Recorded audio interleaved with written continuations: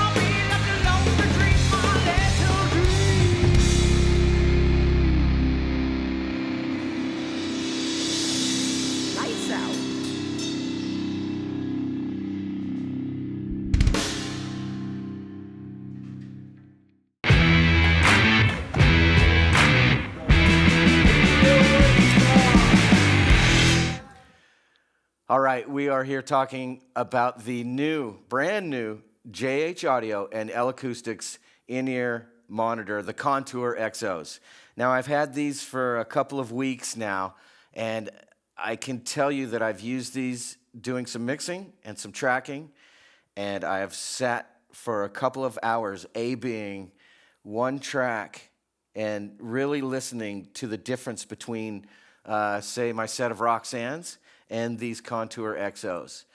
And what I've found they are so, they sound exactly like a fine-tuned L-Acoustics PA in that there is audio right in your face. The highs are so pristine and clear the lows are so punchy that I just would like to get my custom molds, and I can't wait for them to start offering custom molds at J.H. Harvey Audio. L Acoustics and J.H. Audio are pre-selling these, I believe, now, and you can get them with these universal molds.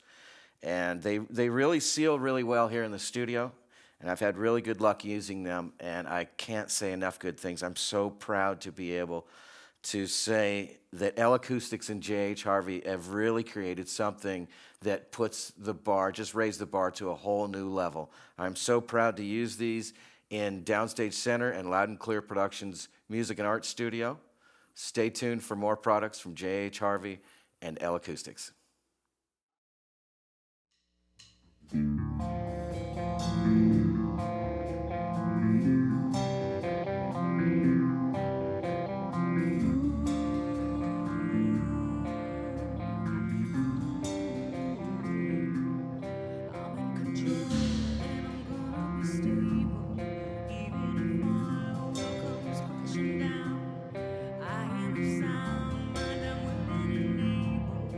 Something better is coming around.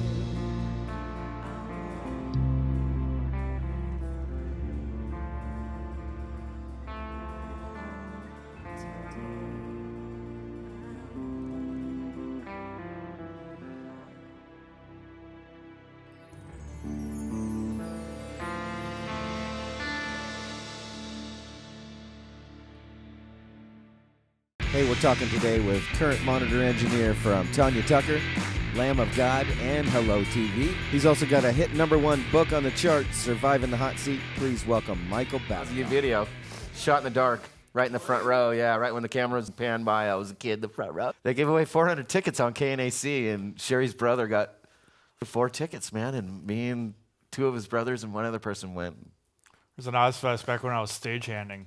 Nice. And I'm just sitting on a road case side of a stage during Ozzy. And you know how he loves water. Oh, yeah.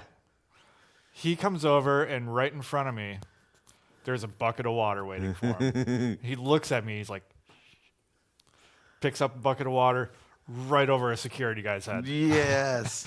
All right, here we go. All right, we're on set today talking with good friend, monitor engineer, and author, Mike Babcock. How you doing today, Mike? I'm doing good. How you doing? Man, I'm doing well. I know you've been out on the golf course this morning. How'd your game go?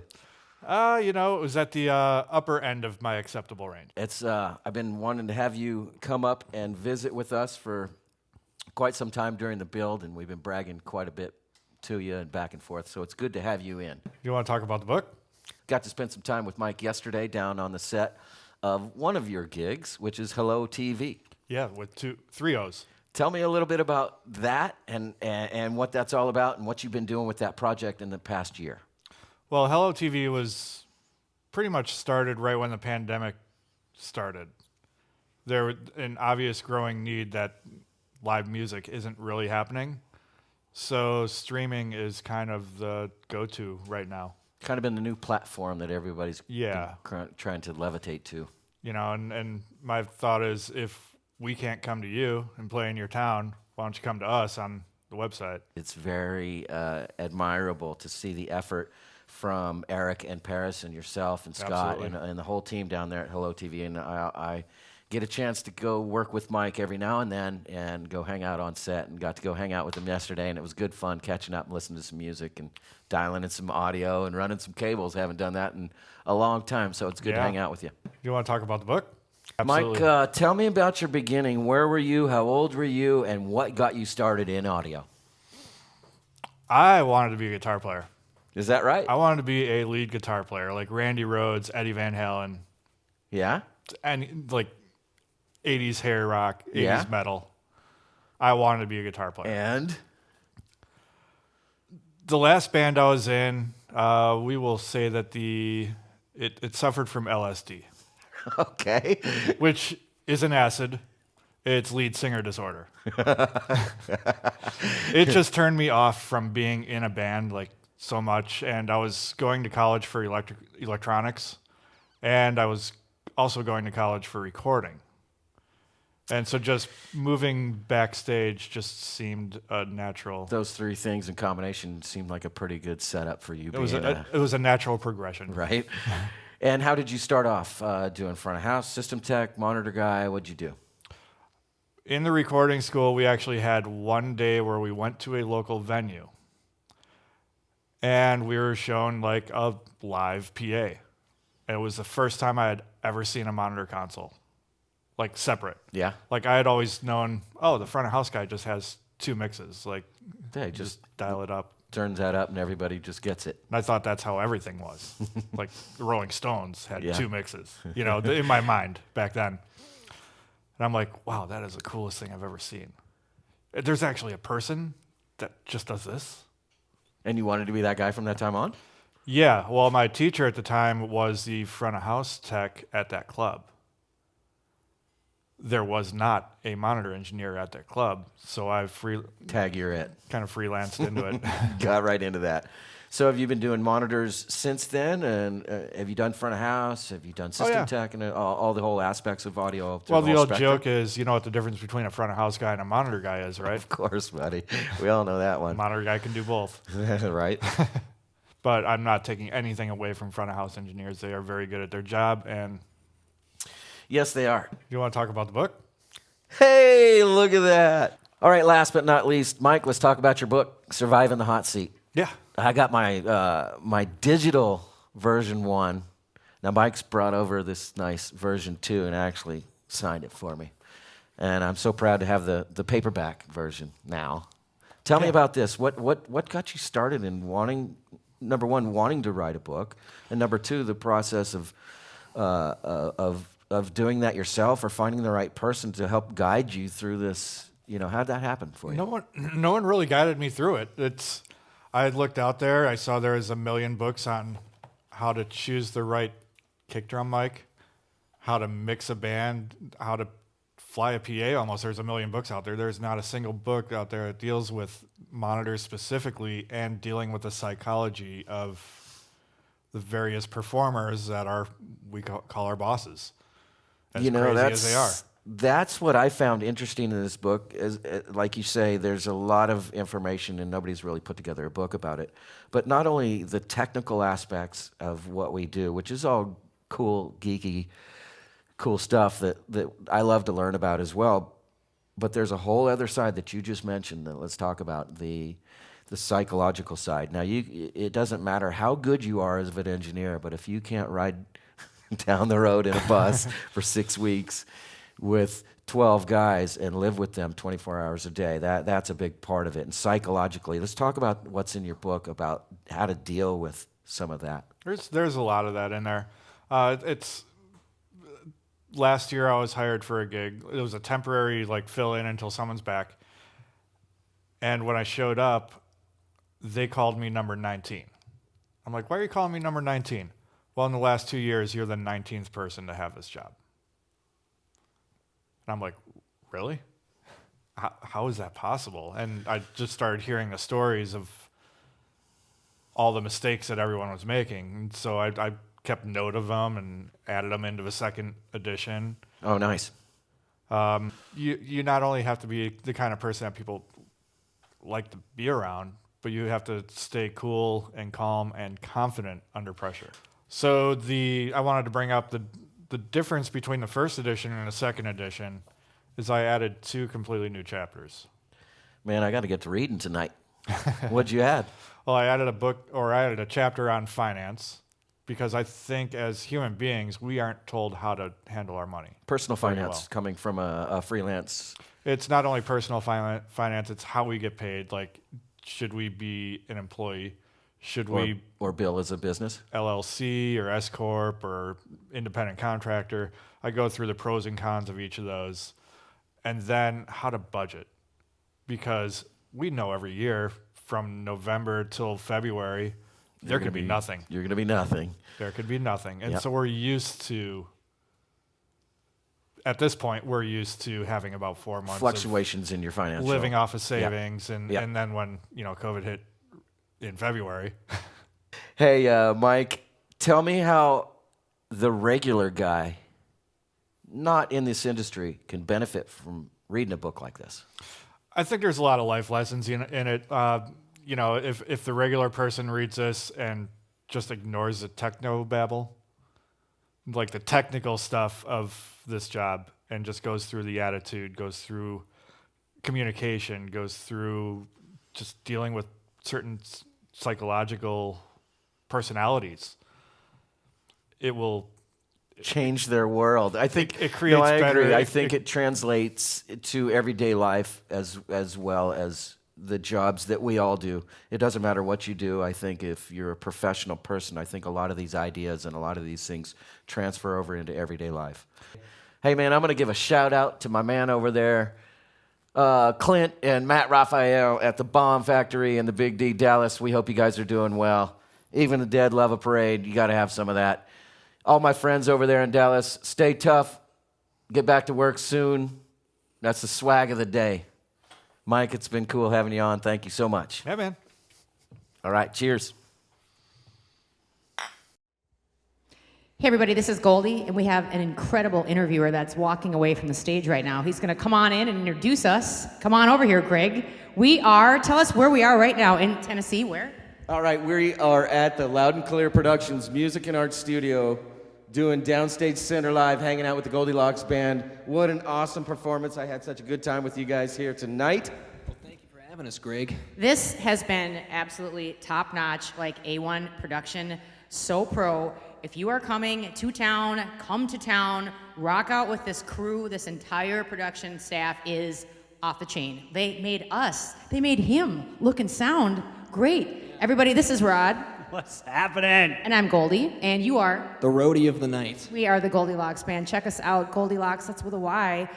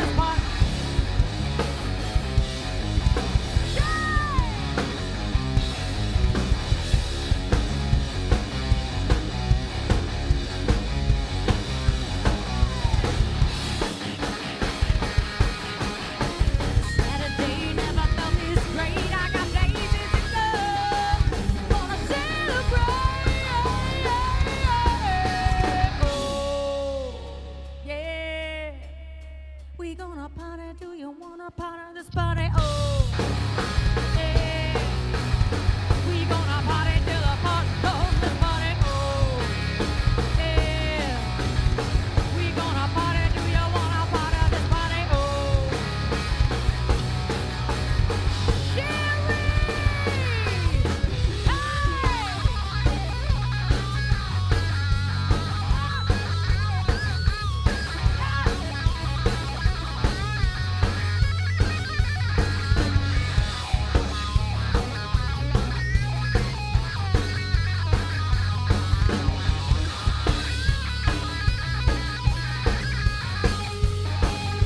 Come on, Sherry!